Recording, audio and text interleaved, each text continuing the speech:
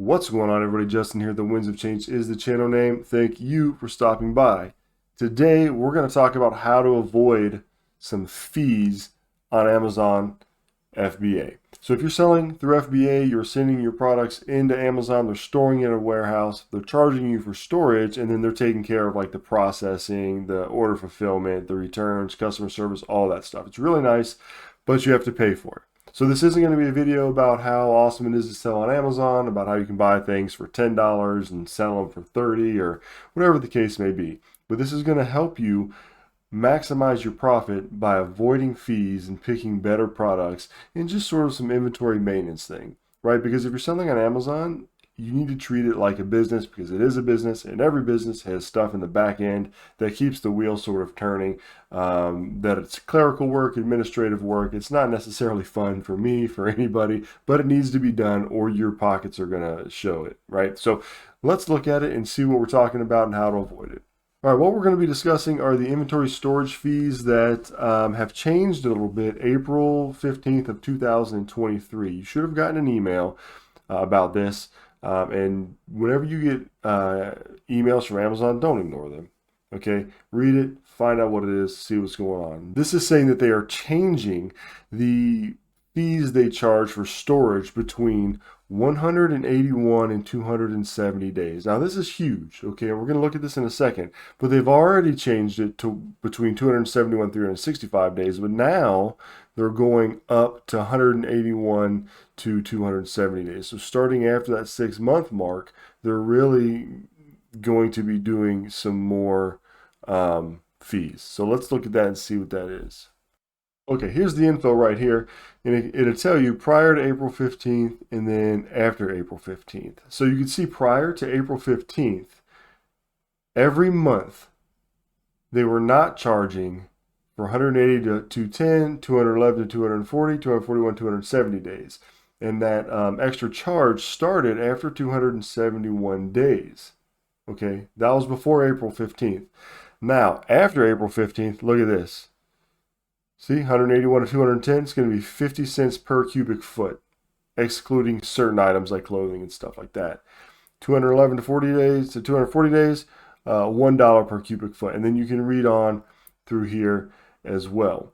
Okay, so I'll leave the links for these down below so you can read this for yourself. But they were also in that email. So you can see the prices are going up. Okay, so we don't want to pay that. We want to have stuff selling within 6 months. I said like for me, I like to have stuff in a 3-month turnover. I like to sell it as fast as I can, but 3 months is when I start thinking about, hey, maybe I should start repricing these things. So let's check out and see how you can avoid these fees. Okay, here we are with the inventory management page in Amazon. I'll leave the link for this down below as well. You'll just click the link, it'll pop up.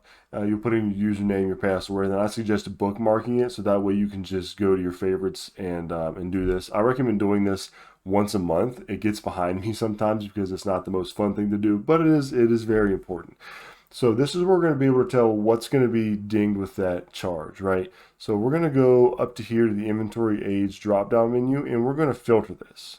Okay, we're going to go 181 days, and we're going to do 331, 365, and then 365 and over. So basically, we're selecting everything that's 181 days and over that are going to continue to get these fees unless they sell out. So these are items that we really want to get rid of so that we're not being charged these fees over here. All right, and then you could also click on like the inventory age right here, and it'll take you to the ones that have been here the longest, and then the ones that have been here like the shortest amount of time, right? And it'll tell you right here, you've got one that's been 91, 180 days, you've got 8 between 181 and 330 days. And then you just go through here and you see what you got, right? And then this will tell you the estimated aged inventory surcharge. So if we just go to some of these different items, like let's just say we're going to go down here to this Melissa and Doug Let's Explore Terrarium. And you see we've got 19 of these that have been here for 181 to 330 days. Okay, so here's how many I have available.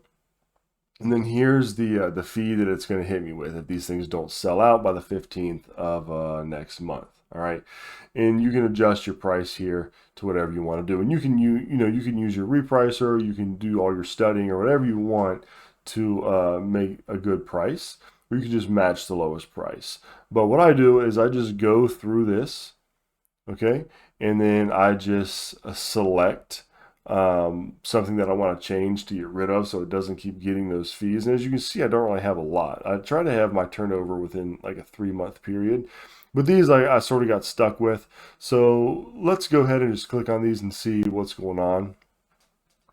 These came from Ollie's. Ollie's typically tanks prices when Ollie's gets it.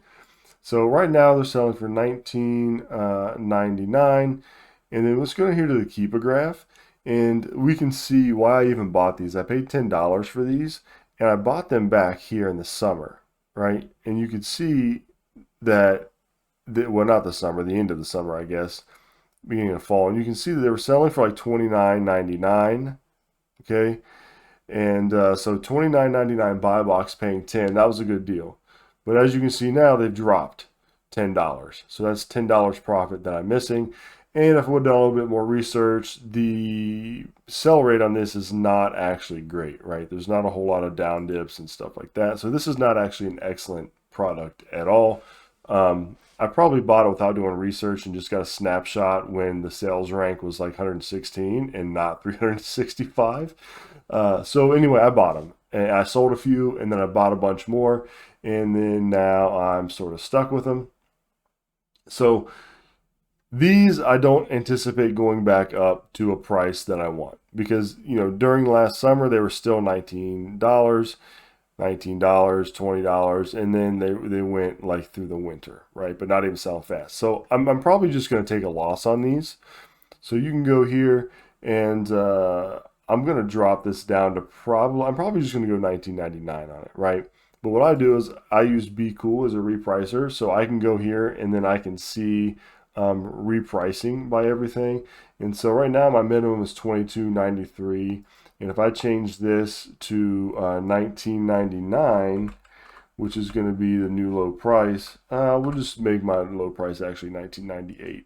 And we can tell here that after the fees and everything, I'm actually going to lose 51 cents on them. But if I sell them all out, I get my money back, right? I can reinvest it, and I don't have to continue paying fees. So all that's going to happen at this point is every month I don't sell them, I'm going to have to be paying fees on them. So we want to make sure we avoid that. We do that by just being diligent and paying attention to our inventory age, and then changing the prices accordingly. Sometimes you may have to sell at a loss. Sometimes you may want to get it back and sell it on another platform or whatever. But that is how, in simple terms, you can avoid those storage fees. The basic principle behind it is sell it, right? You have to sell it faster. But this is a way to run the report, to see what you have that's going to ding you, and see, you know, what you can do to sort of remedy that, so you don't continually get storage fees that are extra that you don't need to be paying, right? This also works if you're doing automated returns. I have things returned to me that haven't sold an item within 6 months. And if I don't keep up on this, I just get stuff back. So I could sell at a loss or break even on it if I'm catching it in time. Okay, so I hope that helped some of you understand that a little bit better. I hope that, you know, it's going to help you in the long term run your business. You can do this periodically, however you'd like. But remember, it does hit you at the 15th of every month. So I would maybe do this mid-month, at the end of the month, or whenever you'd want to do it. I typically tend to do it at the end of the month, and then that way you have a 2-week roundabout period out to sell off or make the corrections that you need to make. So thanks for watching. Don't forget to like and sub if you like content like this. Go out there, have fun, make money, and until next time, I'll catch you all later.